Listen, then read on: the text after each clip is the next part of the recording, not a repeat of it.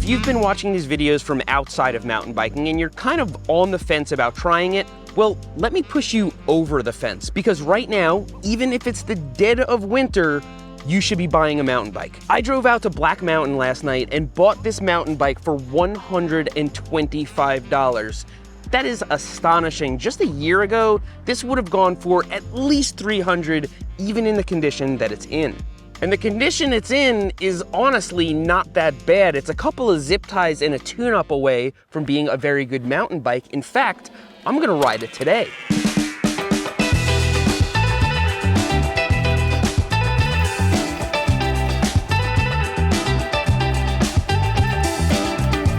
Today I'm going to show you what this $125 used mountain bike can do, as is. We're going to talk about why this does make a pretty good inexpensive starter bike, so you can find one just like it. But first we should address why mountain bikes are suddenly so cheap. The bike industry is on life support right now. It's actually very sad. I know a lot of people who have lost their jobs, taken pay cuts. I actually lost my bike sponsor last summer. But mountain biking is actually alive and well. This is a supply problem. During the pandemic, when everybody was locked down and they were looking to do outdoor activities, demand for bicycles and bike products went through the roof. And so every company ran out of inventory at the same time, and they all ordered like crazy. Now, by the time those orders were filled, the lockdowns were over and demand had returned to pre-pandemic levels. And now they're stuck with it. What's worse, a lot of the bikes purchased during the pandemic have made their way back to the used market, and now they're flooding the market with even more inventory. But there's a silver lining. You can get into mountain biking at a lower price point than you'll probably ever see for your entire life. On my flip bike series, I buy used bikes and fix them up and sell them. I can't believe what I was paying for bikes during that pandemic. So hopefully you already have a bike helmet, and if you don't, go find one for like 60% off right now. And assuming you also found a used or new bike for a historically low price, well, is that everything you need to start mountain biking? Yes.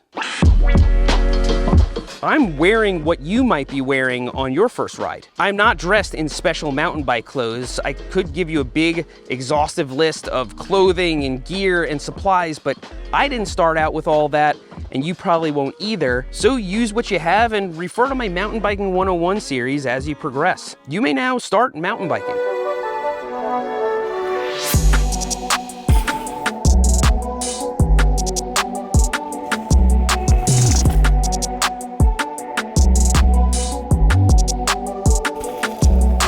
If there are mountain bike trails close to where you live, you can just do a Google search for mountain bike trails in your area, or you can download Trailforks. That's what most mountain bikers use.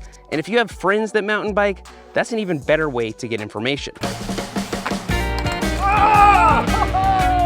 Even on this $125 used bike that I didn't do any work to, I'm not really limited by the bike at all. I'm actually more limited by the fact that it's too large for me than the actual build quality. And if all you're doing is riding a mountain bike loop close to home or even catching some air, you could ride a bike like this into the sunset with a few upgrades. Why you would need a better mountain bike, what gear you might end up purchasing next, what kind of trails you'll eventually end up on, none of that matters right now, and in fact, it might lead you to decision paralysis. So just get yourself a good bike, new or used, and start pedaling.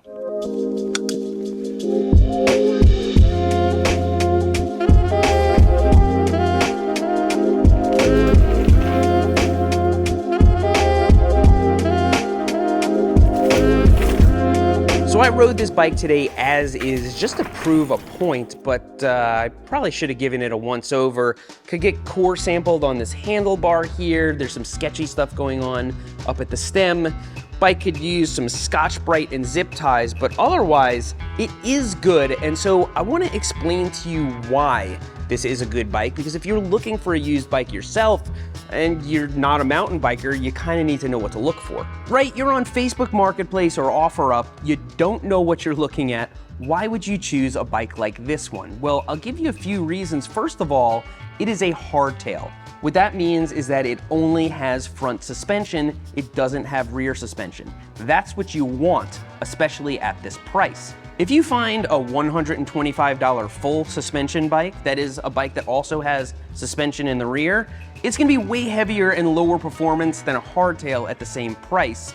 And in fact, if you see that, you should head for the hills. Even if you see a $300 full suspension bike, you should head for the hills. Another great thing about this bike is it's relatively modern. A quick Google search shows us that this color GT Ricochet is from 2018. To be clear, older bikes can be great, but they can also have outdated geometry, worn parts, or even surprises lurking underneath. And so if you're new to this, I would probably try to keep it under 6 or 7 years old. This bike also has disc brakes. Just because a bike has disc brakes does not, in fact, mean it's good, but for your purposes, any good entry-level bike is going to have disc brakes. Also, both the front and rear wheel can be removed or reinstalled with quick-release levers. That's a good indicator that this bike is designed to actually go mountain biking with. You're gonna repair flats on the trail, maybe you have to take the front wheel off to load the bike into your trunk. If you see a modern used mountain bike with nuts holding the wheel on, head for the hills. That bike was built to sell, not to actually ride. Also, we can plainly see this is a size medium. That's a good sign because it means this bike is available in different sizes. Not only does that help you determine whether or not the bike will fit you, but it also indicates that the manufacturer is actually concerned with size in the first place. Come to think of it, whether or not the bike is available in different sizes is the best indicator you could use to disqualify a bike. Because if the bike is not available in different sizes, it means the company that made it doesn't even care whether it fits the person riding it. That means they think it's okay for me and Eric Porter to ride the same size bike. What else might they think is okay? I don't think this is safe. No. There are also no warning stickers on the bike warning you not to take it mountain biking. That might sound like a really weird indicator, but some bikes actually do have stickers like that because they're marketed as mountain bikes, they look like mountain bikes, but they're only made for dirt and gravel paths. You can't really take it mountain biking. So by now, hopefully you're starting to get excited and you're browsing the internet, your local classifieds, trying to find a bike, but you notice that the deals I'm talking about don't seem to exist. That's because everybody still thinks it's the pandemic and they can list their bike for crazy prices. You might even see indicators of that. Bikes that have been up for weeks and weeks with price reduction after price reduction, they're still not selling. And so, like the shrewd negotiator you are, you start firing off scumbag lowball offers.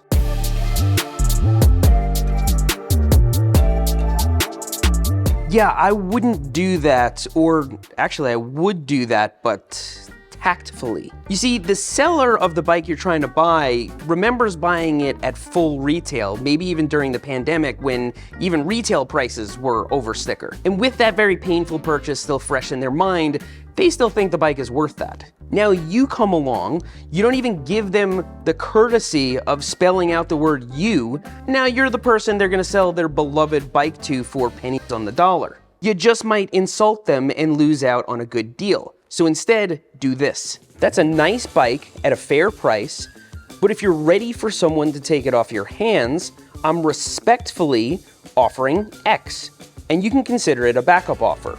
I value your time, and I'm ready to make this easy for you. Thanks. And you know what? This seller might have been dealing with no-shows and scams and all sorts of scumbag lowball offers, and now you come along and give them an out. You let them save face and sell their bike and feel good about it. So be patient, be respectful, and try to put yourself in the shoes of somebody whose bike just depreciated wildly. So why am I encouraging you to go out and buy a mountain bike? Why do I want you to do this so bad? Well, it's kind of my mission to make sure mountain biking outlives me. 50 years from now, mountain biking could look very different than it does right now, but I want it to exist because it's one of the greatest activities we know. Mountain biking makes you stronger and healthier. It spans all different age groups, genders, languages, regions. Pretty much anything that you can be, you can also be a mountain biker. And mountain biking is one of the most family-friendly activities in existence, Yes, it can get expensive, especially when you're buying bikes for a whole bunch of kids, but for a short time right now, it is cheaper than it has ever been. And so I encourage you to take advantage of this moment. So what becomes of my $125 GT Ricochet? Well, it sure could use some work, and so I'm itching to get it on the stand and see what I can do with it. You'll see it in a future flip bike episode. But for now, check out some of the viewing material in the playlist below, and hopefully you'll be inspired enough to take the plunge into the greatest activity in the world. And if you have any friends that could benefit from the information in this video, please share it with them so you can help me create another mountain biker. I hope you enjoyed this video. I hope you learned something today, and if you didn't, I hope you at least found it entertaining. Thanks for riding with me today, and I'll see you next time.